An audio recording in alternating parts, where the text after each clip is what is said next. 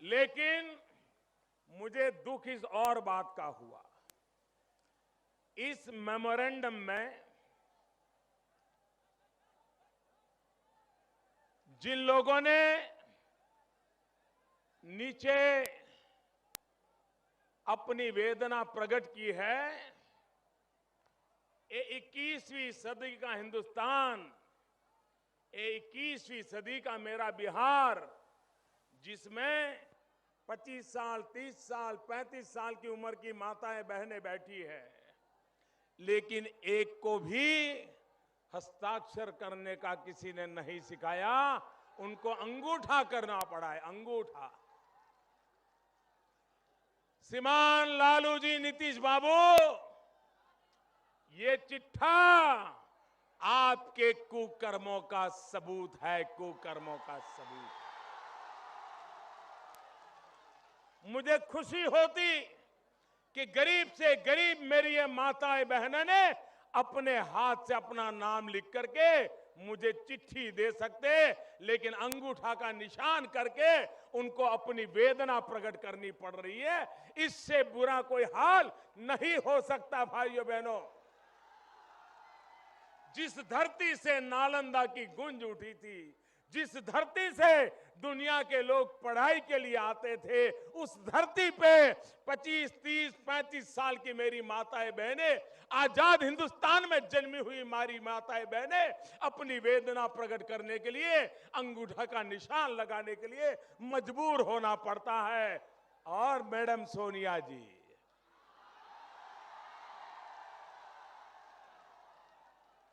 आपने 35 साल तक सरकार चलाई और बिहार को ये दिया है, आपने ये दिया है। लालू जी, नीतीश बाबू, आपने 25 साल सरकार चलाई, ये बिहार की माताओं बहनों को आपने ये दिया है। ये दस्तावेज है आपकी विफलता का, आपके सरकार की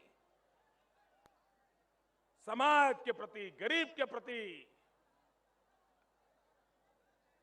क्रिमिनल नेग्लिजेंस का ये सबूत है। और इसलिए भाइयों बहनों, हम इस चुनाव में एक ही बात लेकर के आए हैं, विकास। विकास का मुद्दा लेकर के आए हैं। मैं हैरान हूं भाइयों, जो मीलों दूर मैं लोगों को देख रहा हूं, मीलों दूर, वो मुझे वहां से देख नहीं पाते होंगे, शायद माइक भी वहां पहुंच पाता होगा कि मैं नहीं जानता हूं। उसके बावजूद भी ऐसी धूप में लाखों लाखों लोग आशीर्वाद देने के लिए आए हैं।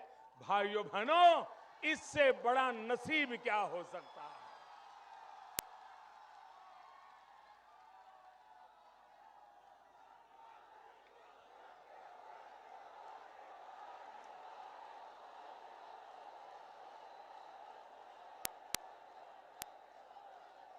मैं आपको नमन करता हूं, मिथिला की धरती के मेरे भाइयों बहनों, मैं नमन करता हूं।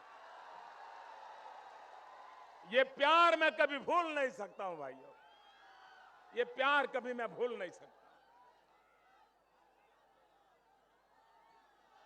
और मैं आपको विश्वास दिलाता हूं, आप जो इस ताप में तपस्या कर रहे हैं, मैं आपकी तपस्या बेकार नहीं जाने दूंगा।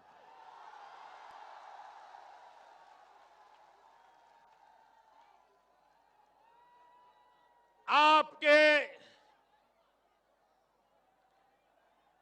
जो हाल करके रखे गए हैं,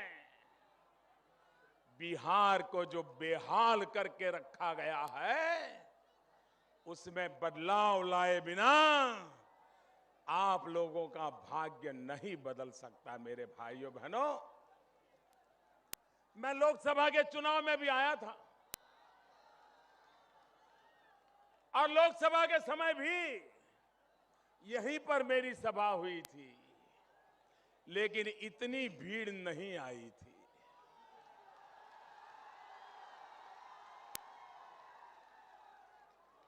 आज 1.5 साल के बाद फिर आया, लेकिन आपका प्यार बढ़ता ही गया, बढ़ता ही गया, बढ़ता ही गया।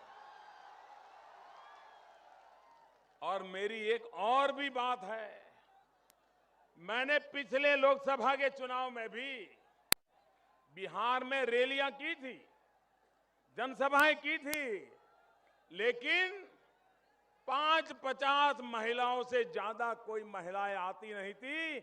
इस बार मैं बिहार की सभी रैलियों में हजारों की तादाद में माताओं बहनों को देखता हूं, मुझे हवा का रुख पता चल जाता है। भाई, सभी रैलियों में इतनी बड़ी मात्रा में बिहार की माताओं बहनों की भागीदारी, विकास की उनकी जो भूख है, इसका ये सबूत है मेरे भाइयों बहनों। आज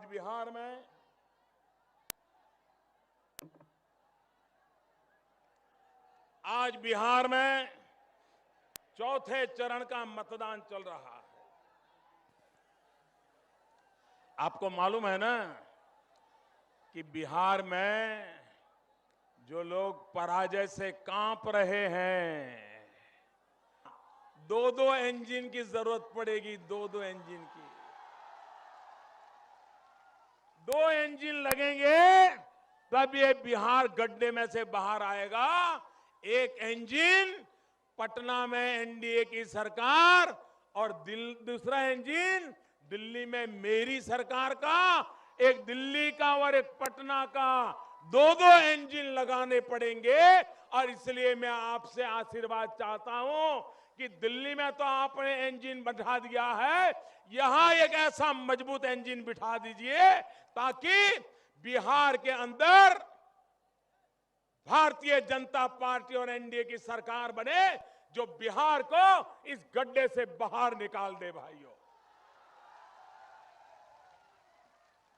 भाइयों बहनों, मैं बड़े हृदय से बिहार का आदर करता हूं, बिहार का गौरव करता हूं, क्योंकि मुझे जब गुजरात में था तब भी और हिंदुस्तान के और भूभागों में मेरी पार्टी का काम करता था तब भी, जहां जहां बिहार के लोग पहुंचे हैं, उन्होंने उस धरती को नंदन वन बना दिया, नंदन वन बना दिया। आप मॉरिशस में जाइए, मॉरिशस कहां से कहां पहुंच गया है, इसको किसने पहुंचाया? यही तो 150 साल पहले मेरे बिहार से लोग गए, मजदूर के नाते गए थे, लेकिन आज पूरे मॉरिशस को आन बान शान देने का काम ये मेरे बिहार के लोगों कर पाए हैं। ये ताकत मेरे बिहार में।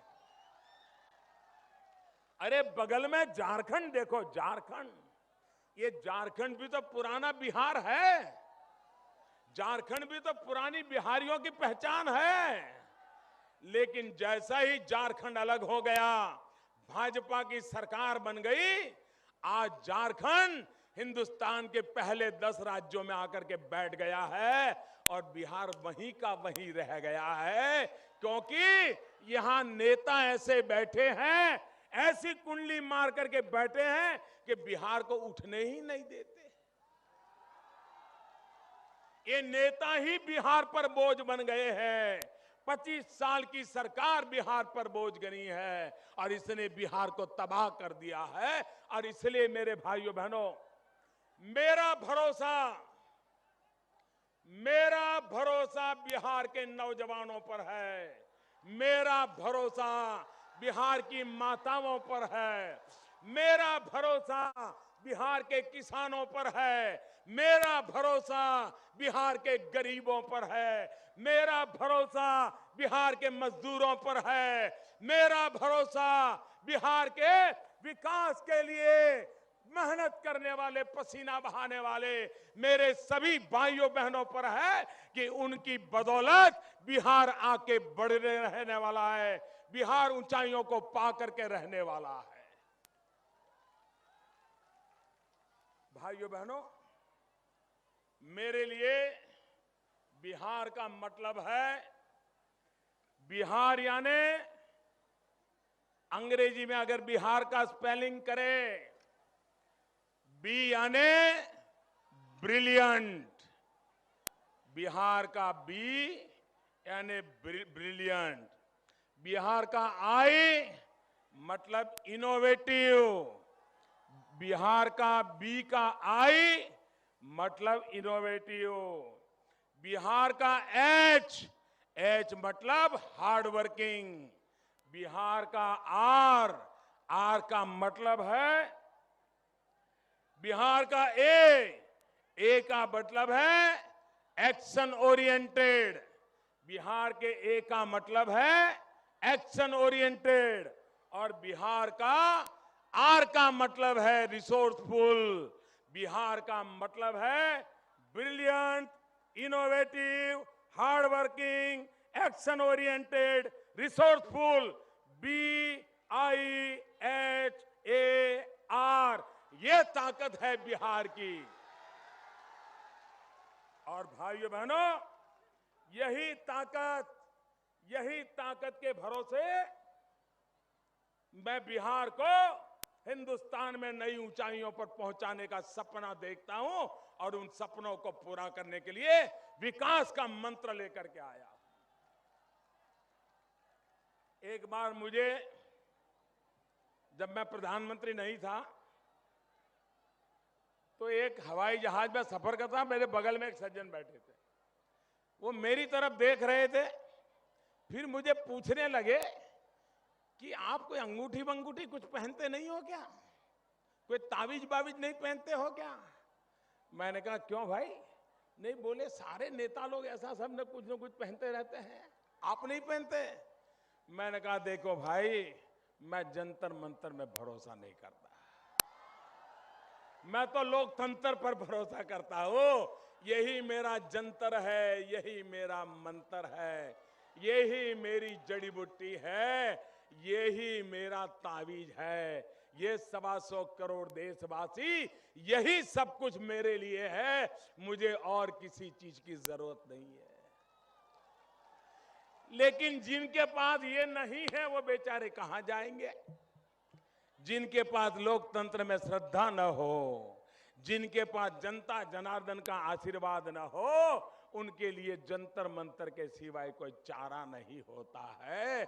और इसलिए आपके परिवार में भी कभी कोई बीमार हो जाए, आप हर प्रकार की दवाई करवा लें, वैद्यराज से दवाई कराएं, डॉक्टर से दवाई कराएं, दिल्ली के अच्छे से अच्छे अस्पताल में जाकर के दवाई कराएं, बड़े से बड़े डॉक्टर से ऑपरेशन करवा लें, लेकिन बीमारी जब ठीक न हो तो परिवार वाले कितने ही पढ़े लिखे क्यों न हो, बढ़िया से बढ़िया अंग्रेजी क्यों न बोलते हो, लेकिन वो भी थक करके हार करके किसी जंतर मंतर वाले के पास चले जाते हैं कि भाई हमारा ये बेटा तो बीमार है, ठीक नहीं होता, कुछ आप धागा बागा लगा दीजिए। ये करते हैं कि नहीं करते हैं? ये नीतीश बाबू भी ऐसे थक गए हैं, ऐसे थक गए हैं, मन से ऐसे हार गए हैं, अब बचना मुश्किल है तो बाबा के पास चले जाते हैं, कुछ कहो बाबा। क्या लोकतंत्र का मजाक बना दिया इन लोगों ने, क्या लोकतंत्र